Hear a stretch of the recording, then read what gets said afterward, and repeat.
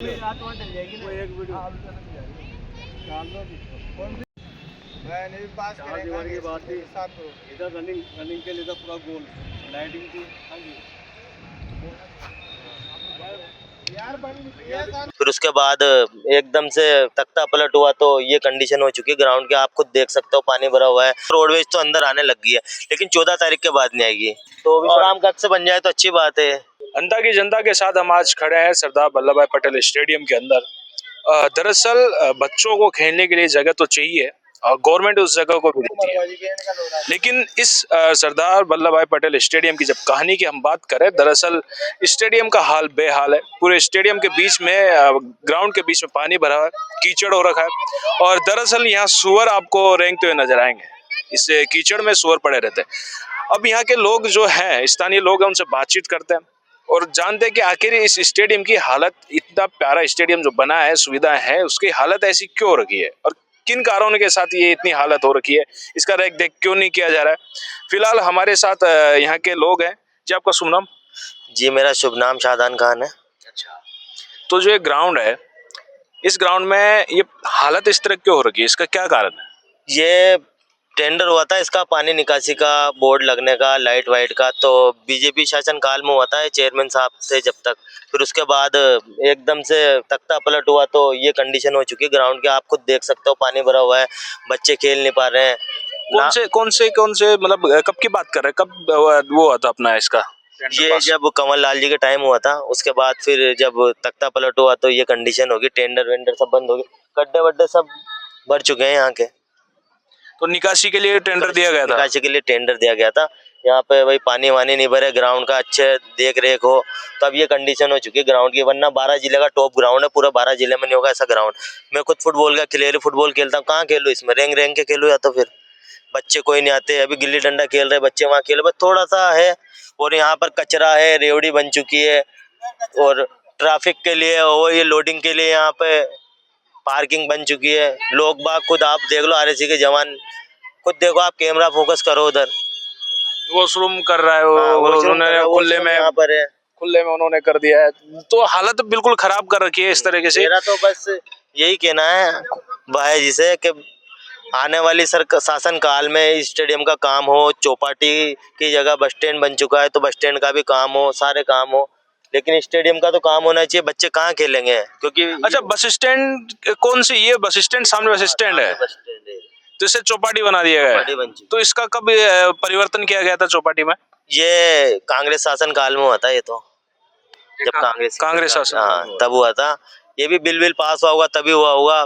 फिर bus stand के लिए भी जगह अलॉट हुई होगी तो बस स्टैंड भी बनना चाहिए, यहाँ पर जगह भी अलॉट हुई है बस स्टैंड की, इसका तो मुझे मालूम नहीं है, लेकिन बस स्टैंड बनना चाहिए अंत में। मतलब अभी बस स्टैंड नहीं है आप लोगों के पास? बस स्टैंड नहीं है हमारे पास, बहुत बुरी परेशानी आती है बस स्टैंड की अभी तक। जहाँ तक है, मैंने पिछली बार भी कहा था बस स्टैंड के बारे में, तो रोडवेज बसें अंदर नहीं आ रही थी, तो रोडवेज बसें तो अंदर आने लग गई है। मेरा तो जहाँ तक अनुमान है तो 14 तारीख चुनाव के बाद जो रोडवेज बसें वो अंदर नहीं आएगी, इतनी गारंटी से मैं कह सकता हूँ। यानी कि चुनाव खत्म हुए और बस में आना बंद? बसें नहीं आएगी, ये गारंटी है मेरी, क्योंकि जो रोडवेज अभी अंदर आ रही है, बुजुर्ग महिला परेशान होती थी, वापस से परेशान होना शुरू हो जाएंगे फिर से वो।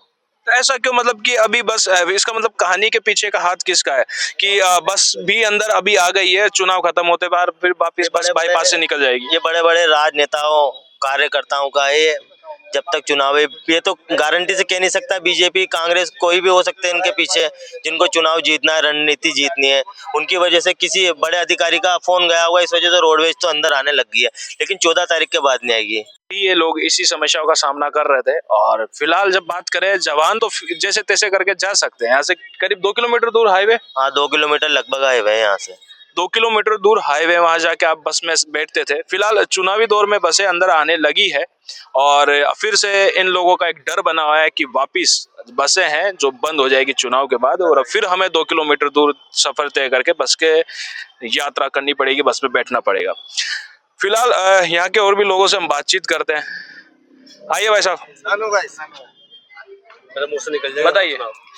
यही समस्या है हमारी, बस स्टैंड बनाया जाए, रोडवेज बसें निकलती है, अभी 14 तारीख के बाद में बंद कर दी जाएगी।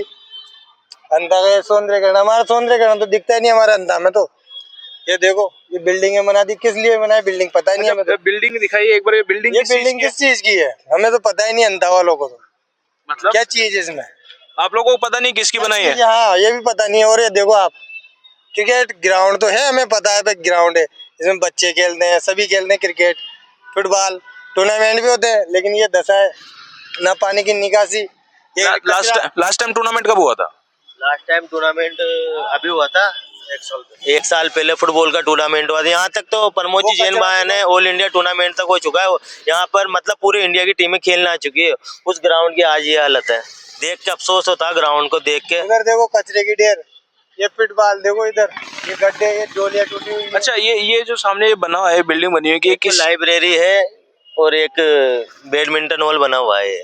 अच्छा, तो लाइब्रेरी है तो इसमें बच्चे पढ़ने के लिए आते हैं? प्रभुलाल जी की सेना के टाइम में बना था ये बैडमिंटन हॉल, और ये जो कांग्रेस शासन काल में बना है। बच्चे आते हैं पढ़ने के लिए? अभी तक तो न्याय देखा भी नहीं मैंने अभी तक आते हुए। तो फिर किस उपयोग में लिया जा रहा है इसे? अभी तो ये आरएसी के जवान सो रहे हैं इसके अंदर। अच्छा, विश्राम कक्ष बना, विश्राम कक्ष बना रखा है, तो विश्राम कक्ष बन जाए तो अच्छी बात है लाइब्रेरी की जगह। और उसकी बात करें तो ये कबूतरों का आशाना बना हुआ है, कबूतर आराम करते हैं इसमें। तो गेम नहीं खेला जाता अभी इसके अंदर? नहीं खिला जाता अभी। कारण ये है साफ सफाई नहीं है, व्यवस्था नहीं है, गिलास टूटे हुए हैं, हर चीज है, गार्ड नहीं है, सारी चीजें साफ सफाई। मेन तो बैडमिंटन के लिए तो साफ सफाई जरूरी है। तो अंता की जनता तो कल से जब हम बातचीत कर रहे हैं तब से ये लोग इनकी समस्याएं और इनके जो जीवन में अंता की जनता लोकलती की बात करें तो वो लोग दुखी नजर आते हैं। और जब बात करें इनकी सुविधाओं की तो कहीं ना कहीं सुविधाओं को लेकर नाराज भी है। और सरकार जब लगती है कि आपके जेब के टैक्स के पैसे आपके लिए कुछ खर्च कर देती है, लेकिन रेख देख के मामले में बिल्कुल जीरो साबित होती है। ऐसे ही अंता की जनता के साथ भी हो रहा है। ये ग्राउंड अच्छा खासा बनाया गया, लाइब्रेरी बनाई गई, सुविधाएं दी गई, लेकिन रेख देख में वो जीरो नजर साबित आ रहे हैं और उनका ख्याल नहीं रख पा रहे हैं। दरअसल अंता की जनता इन सभी चीजों से दुखी है और उम्मीद करते हैं कि इस सीट पर प्रत्याशी जो भी हो वो इन समस्याओं को बड़ी जल्दी आते ही सीट के ऊपर दूर करे।